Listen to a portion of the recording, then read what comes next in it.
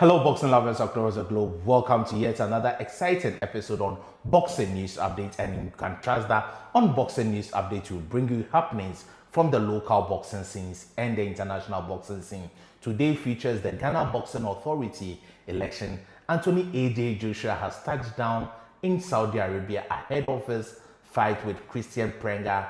Then Amanda Serrano was in action. OK Foxstar was also in action.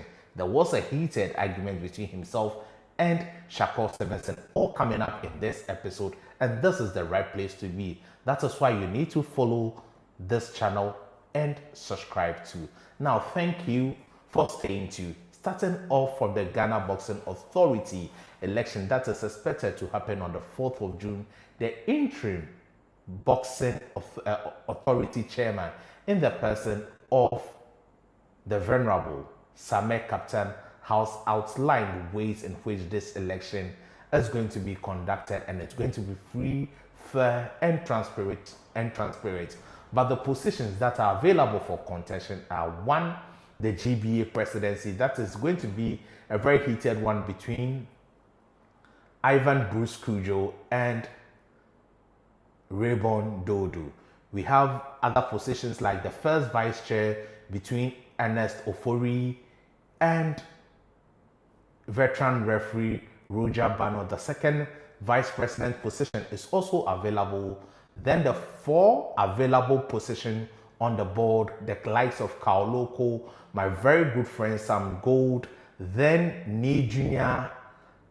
is also contesting for that position.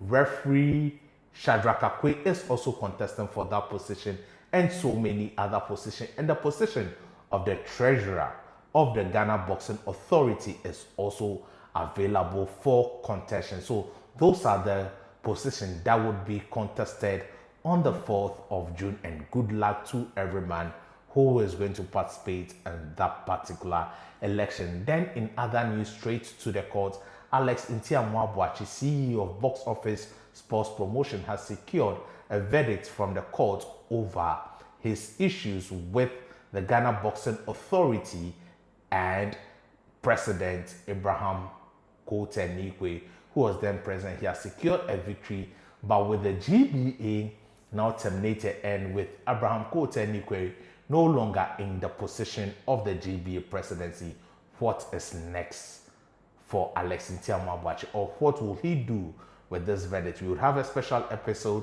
and digest the verdict of Alex Ntiamwabuachi and the Ghana Boxing Authority and Alfred Kote Nikwe. Then, in other news, today there was a massive press conference in Saudi Arabia that is between Anthony AJ Joshua versus Christian Prenga, the man for Albania.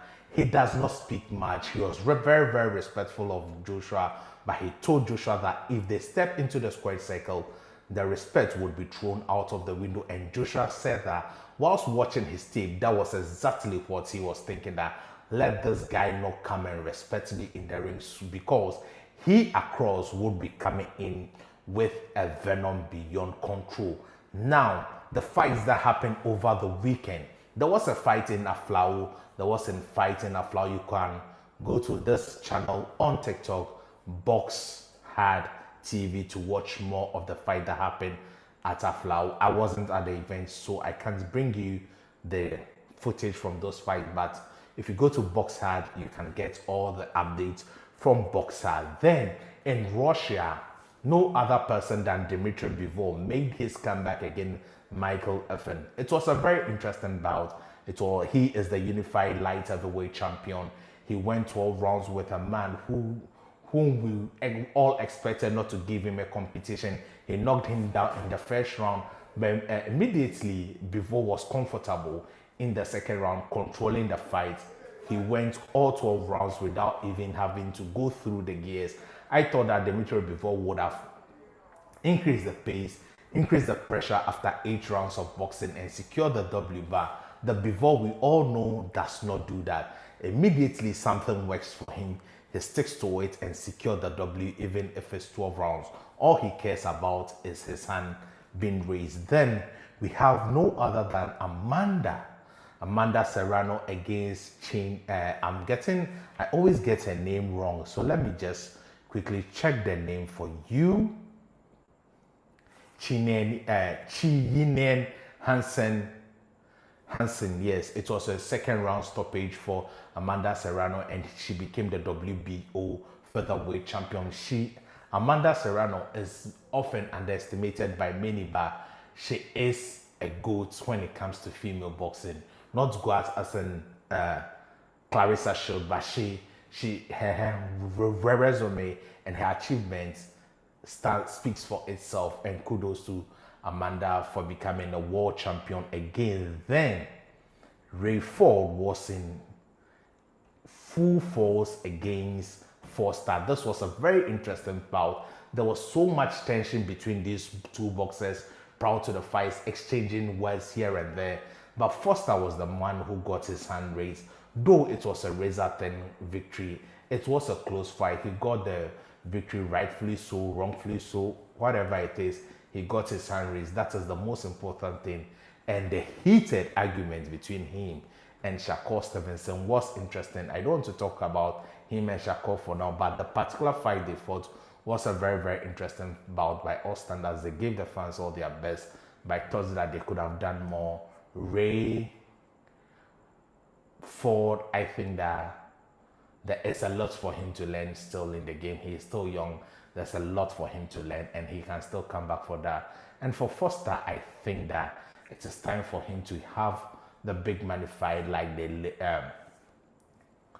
Lemon Roach, Shakur Stevenson, maybe a Tank Davis if he's able to get all those fights. Those would put enough cash in his pocket. He has been competing in boxing for long. He's now 32 years of age. And at this time, he has been a multiple world champion, and this is the time for him to make good money. Then in other news, what other news am I going to talk about? In other news, boxing is a sport we don't play. Boxing is dangerous a sport, so we must always keep it safe. I think that one thing the Ghana Boxing Authority should put in place, the new management should put in place, is cartsmen, especially trained cartsmen should be at the corner of each fighter. Most often coaches ended up turning as cartsmen. We know that the likes of Robert Garcia, they are good, they can act as cartsmen, but we have specially trained cartsmen who are able to stop blood whilst it's happening, whilst the fight is going on, or whilst you come to the corner, and they do it very, very well. So I want the new GBA management to think about this. For if the GBA will train people one each for each corner per every fight event, that wouldn't be bad. It is all for the promotion of Ghana boxing. Yes, before I sign off, 2 boxers made it to Forbes list. 2 boxers made it to Forbes list. And who were those boxers? Saul Canelo Alvarez and Jake the Problem Child Paul. Saul Canelo Alvarez was second after, I think, Cristiano Ronaldo. He was in top 5. Yes, Saul Canelo Alvarez was in top 5. Then Jake the Problem Child. Hold on. Forbes list.